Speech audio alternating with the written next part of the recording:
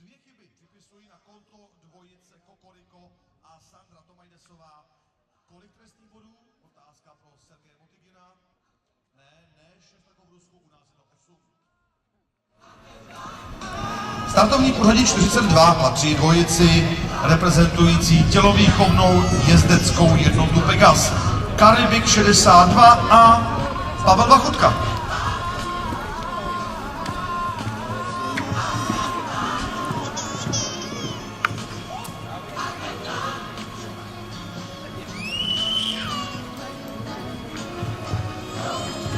A kdo vede průběžné pořadí, stále musí opakovat to samé. Stále vede Lara Croft a Rudolf Doležal. Časem 62:19. Bojovat se s tímto stavem snaží právě Pavel Vachutka a Karibik 62. 62:19. To je čas, který je k překonání každopádně. Dívám se na mezičas, ten je poměrně slušný. To by teoreticky mohlo vyjít, no ale neudělat chybu té závěrečné kombinaci. To je úplně ten prvotní úkol, který je potřeba splnit. To se povedlo a jde tedy včas.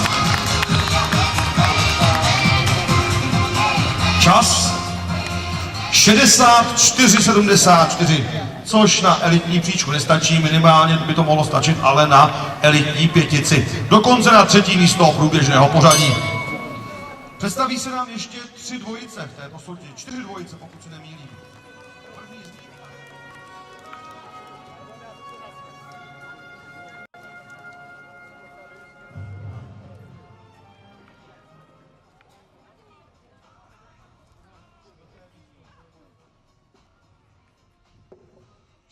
Ano, to je ta překážka 4A, přesně tak.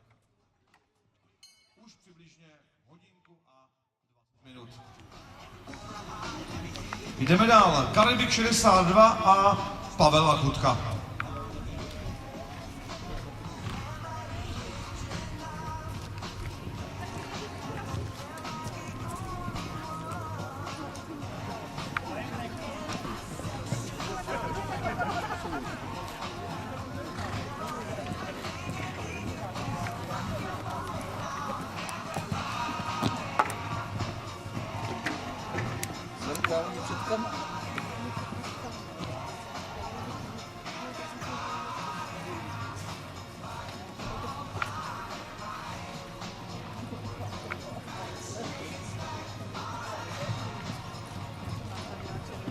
Tam na červený sako.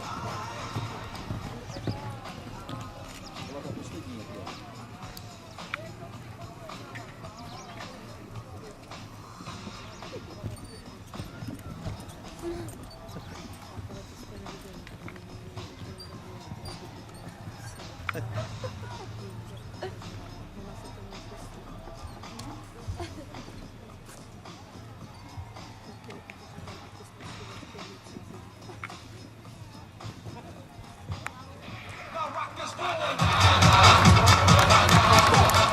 Čas 78:62, ale hlavně bez trestních bodů, to znamená, sledovali jsme 9. dvojici, která se probojovala do rozeskakování dnešní soutěže, vypsané jako Orange Rover Cup. Jezdecký klub Rozela reprezentuje Nero 14 a jsme vcílili s 1 chybou, pokud se nemýlím, tedy se 4 trestnými body v čase 42,59 sekundy. Karibik 62 a Pavel Vachutka, dvojice, které patří startovní pořadí 9. O dvojice, která by také za jistých okolností mohla proniknout, když už ne na první, tak alespoň do první trojice.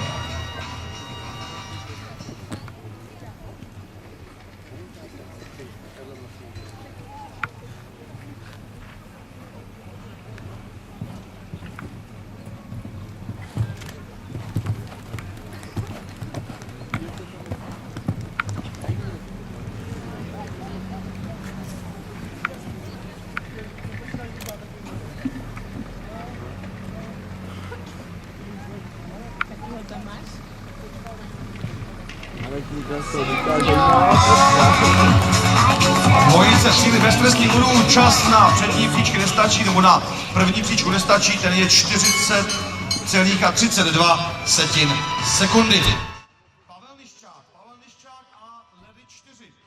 Dvojice, která je v kolbišti, která se pokusí strhnout na svou stranu. K tomu je potřeba splnit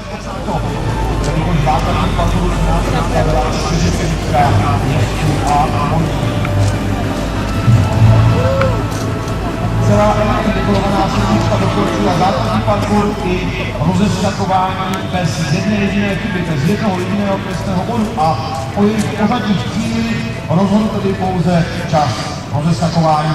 7. místo vybojovala dvojice reprezentující sportovní klub Geštěk Urhov Velikar, Caruso 279 a Barbara Vojtková.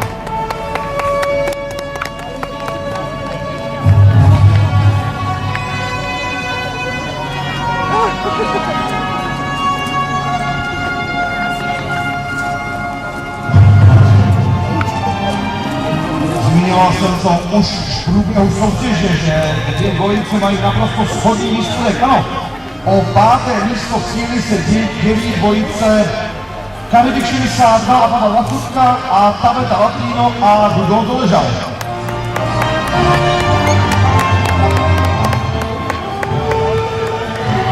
Dvojice dokončili bez trestných bodů v čase 40,32 sekundy.